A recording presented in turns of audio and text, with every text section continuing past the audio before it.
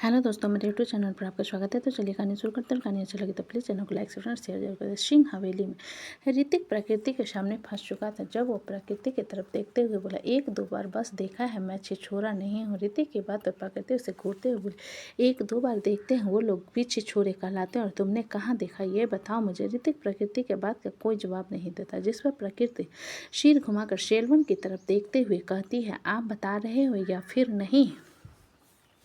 कहाँ पर गए थे आप लोग? प्रकृति के सवाल पर सेल्वन अपना सिर नहीं में हिलाते हुए बोला, मैडम हम कहीं नहीं गए थे, बॉस ने गलती से कह दिया। प्रकृति सेल्वन की बात सुनकर तिरछी नज़र से रिवान की तरफ देखते हुए बोली, क्या ये सच है?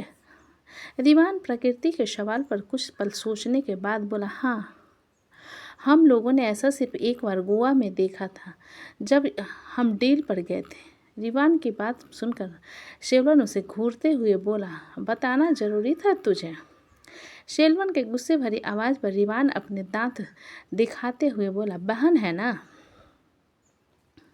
रक्षाबंधन की राखी पहननी है, झूठ नहीं बोल सकता, और जिस मालिक का नमक खाया है उससे गद्दारी कर सकते हो। ऋतिक ने गुस्से में चिल्लाकर कहा, जिसे सुनकर प्रकृति ऋतिक पर चिल्लाते हुए बोले, तुम मेरे भाई पर क्यों चिल्ला रहे हो?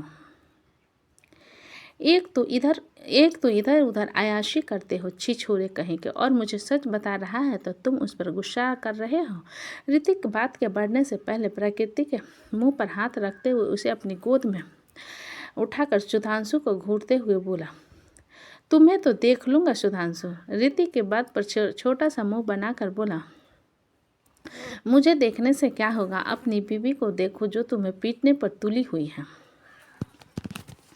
सुधांशु की बात सुनकर ऋतिक प्रकृति को अपनी गोद में उठाए हवेली के अंदर ले जाता है। सुधांशु उन दोनों को जाता हुआ देखकर बोला, पक्का मेरा जीजा और उसका ये चेला एक ही थाली के चट्टे बट्टे हैं।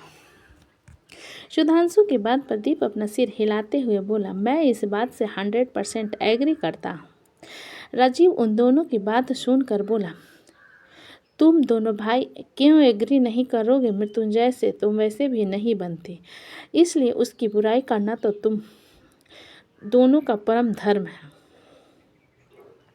राजीव की बात पर सुधांशु उसे देखते हुए बोला, राजीव भैया वो आपके बचपन के दोस्त हैं, इसलिए आप उनके साथ दे रहे हो, वरना कोई मुझसे पूछे वो किसी कसाई से कम नहीं है, तो तुम भी तो किसी बदमाश बकरे से कम नहीं हो, इसलिए कसाई को तुम्हें पकड़ना पड़ता है, वो नज़र नहीं आता।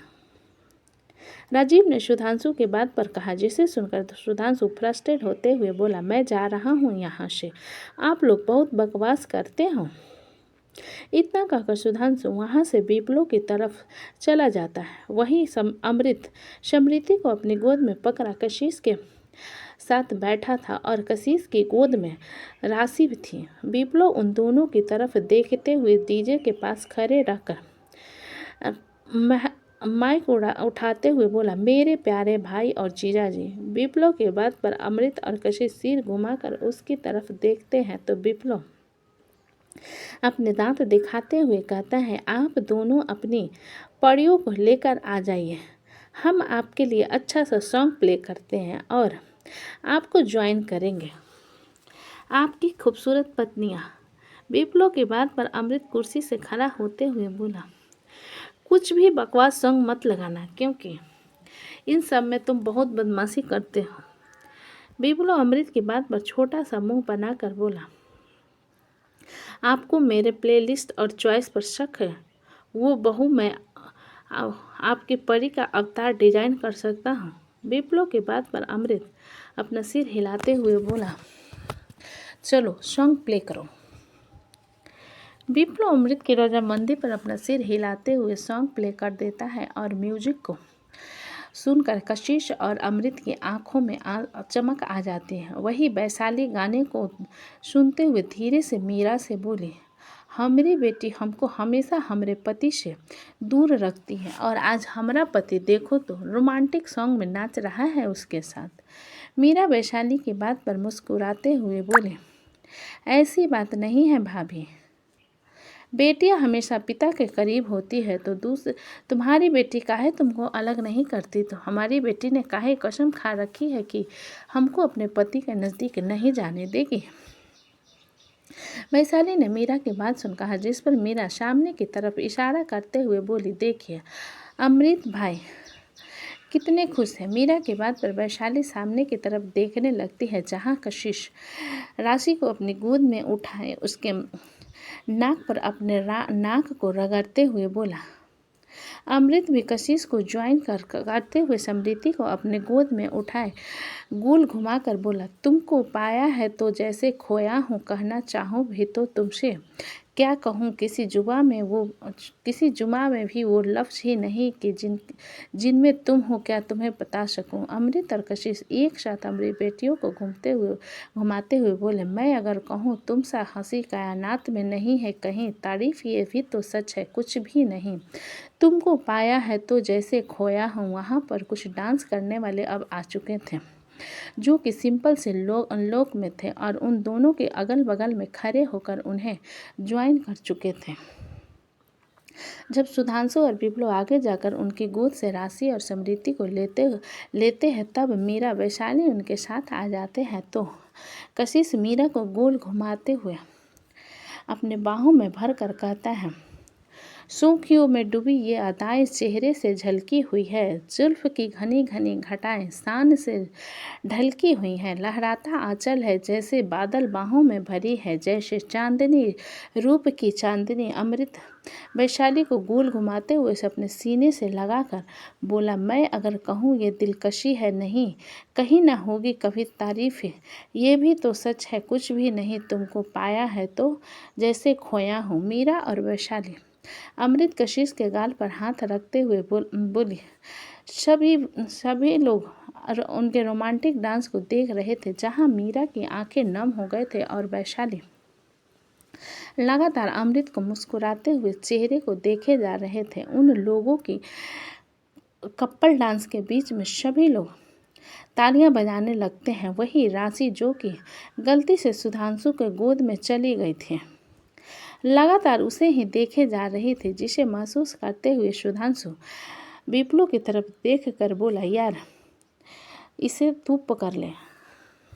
सुधांशु की बात पर विप्लो समृद्धि को कसकर पकड़ते हुए बोला, मैं नहीं दूंगा, तू उसे उठा कर लाया है ना, तो तू पकड़। समृद्धि विप्लो की बात सुनते हुए उसके गाल को पकड़ कर बोली, चाचू। विप्लो बड़ी बड़ी आंखों से समृद्धि को देखते हुए बोला, क्या कहा तुमने, फिर से कहो। समृद्धि सुधांशु की तरफ देखते हुए बोली, मामू।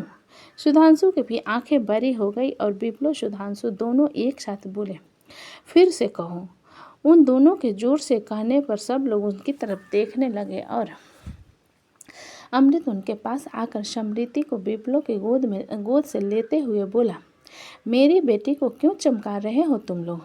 विप्लो अमृत की बात पर अपना सिर नहीं में हिलाकर बोला, हम चमक नहीं रहे थे भाई, उसने मुझे चाचू कहा। सुधांशु विप्लो का साथ देते हुए अमृत से बोला, और मुझे मामू कहा। अमृत उन दोनों की बात पर अपना सिर नहीं में हिलाकर बोला, तुम दोनों के कान बज रहे होंगे, उसने आज तक मुझे ठीक से डैड नहीं कहा। तुम लोगों को इतने सपाट लहजे में कैसे चाचू और मामू कहेगी। समृद्धि अमृत के गोद से उतरकर सुधांशु की तरफ जाते हुए बोला, मामू। अमृत आंखें फाड़कर समृद्धि को अपनी गोद में ठीक से पकड़ते हुए बोला, समृद्धि।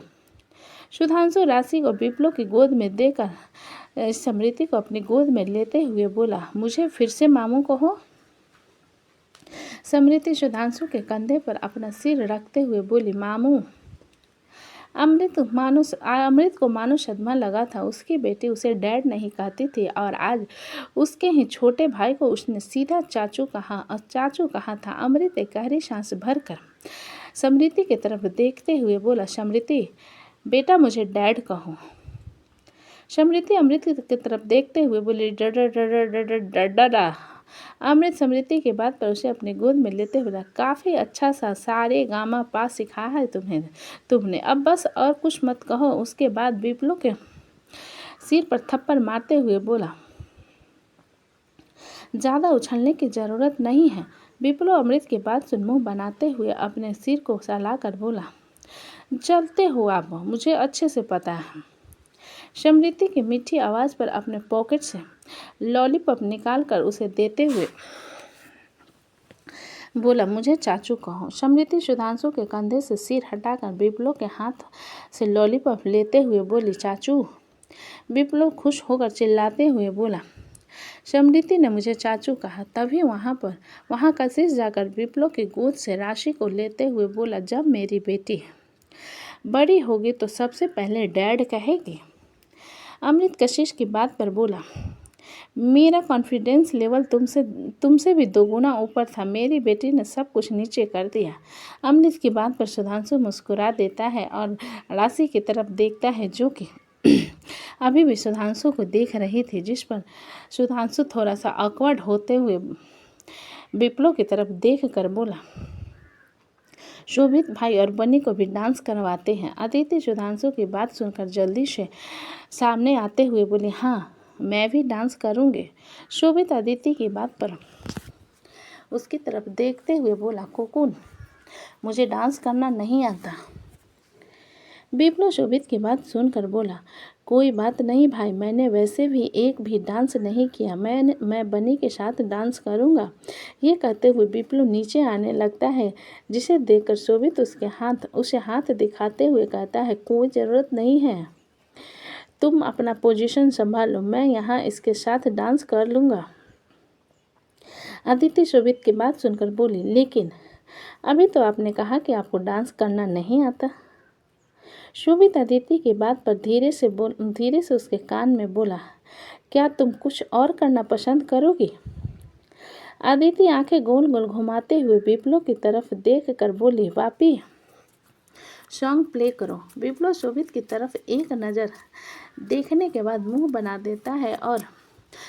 लेता है तो शोभित उसे घूर कर देखता है और उसे इग्नोर करके सुधांशु से कहता है, तेरा डांस हो गया ना, चले सॉन्ग लगा, मैं जा रहा हूँ मेरी मोटी के साथ डांस करने। यह कहते हुए विप्लो रिया की तरफ जाने लगता है, जिस पर अनमोल रिया के हाथ को पकड़ कर कहता है, मैं इसके साथ डांस करूँगा। विप्लो अनमोल की बात पर अपने पैर पटकते हुए बोला, तो मैं क्या यहाँ पर घंटा बजाना बैठा रहा हूँ? आलिया हिमांशी को विप्लो की तरफ धक्का देकर बोली, इसके साथ नाच ले। अचानक आलिया का धक्का देने पर हिमांशी सीधा विप्लो के ऊपर गिरती हैं। विप्लो खुद को संभालते हुए हिमांशी को संभाल कर कहता है, पागल, मेरे ऊपर क्यों गिर रही हो? हिमांशी रोने जैसा चेहरा बनाकर आलिया की तरफ इशारा करके बोली, मैंने साड़ी पहनी है, इन्होंने धक्का दिया। विप्लो आलिया की तरफ देखकर अपने होठों को हिलाते हुए कुछ बड़बड़ाता है तो आलिया मुंह बना लेती है, जिस पर विप्लो आलिया को घूरने के बाद हिमांशी से बोला, पागल, मेरे साथ डांस करोगी? जिसे सुन हिमांशी अपने साड़ी के पल्लू से अपने पसीने को साफ करते हुए बोली, मुझे डांस करना नहीं आता, गाना तो बहुत अच्छे से आता है, ठुमकना नहीं आता। विप्लो ने हिमांशी को घूरते हुए कहा, जिस पर हिमांशी विप्लो को देखते हुए बोली, तो वो तो गाना याद हो जाता है, डांस स्टेप बनता नहीं है मुझसे। हिमांशी की बात सुनकर विप्लो उसे देखते हुए बोला, चलो मैं तुम्हें डांस सिखाता हूँ। इतना कहकर विप्लो हिमांशी को अपने साथ लेकर डांस स्टेज पर आ जाता है और सुधांशु की तरफ देखकर उसे सॉन्ग प्ले करने के लिए कहता है। सुधांशु अपना सिर हिलाते हुए सॉन्ग प्ले कर देता है और शोभित अदिति भी आ जाते हैं। तो दोस्तों, कहानी कैसी लगी मुझे कमेंट में लिखें। अच्छी लगी तो प्लीज़ चैनल को लाइक करें, सब्सक्राइब करें और ज़्यादा से ज़्यादा शेयर करें। कहानी को पूरा सुनने के लिए धन्यवाद।